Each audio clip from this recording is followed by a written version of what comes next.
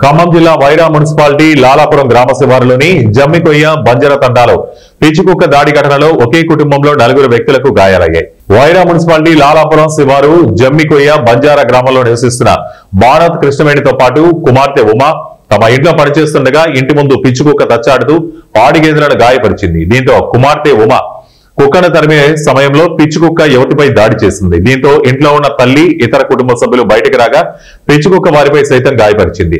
వెంటనే స్థానికులు కర్రలు తీసుకుని కుక్కను తరిమేశారు. గాయపడ్డ వారిని వైద్య చికిత్స నిమిత్తం ఖమ్మం ప్రభుత్వ ఆసుపత్రికి తరలించి వైద్య చికిత్సలు అందించారు. ఈ సందర్భంగా బాధితులు మాట్లాడుతూ వైరా మున్సిపాలిటీ పరిధిలో వీధి కుక్కలు పిచ్చి కుక్కలు వీధుల వెంట స్వైర విహారం చేస్తూ గ్రామ ప్రజలను గాయపరుస్తున్నాయని ఆవేదన వ్యక్తం చేశారు. మున్సిపల్ అధికారులు వెంటనే చర్యలు తీసుకుని వీధి కుక్కలను తరిమి కొట్టాలని డిమాండ్ చేశారు.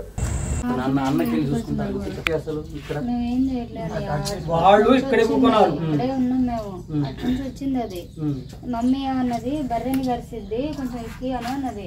నేను అన్న నోట్లో మాట మీదకి వచ్చింది. ఇక నేను అటు తన్నేసరికి పెద్ద చీర పట్టింది.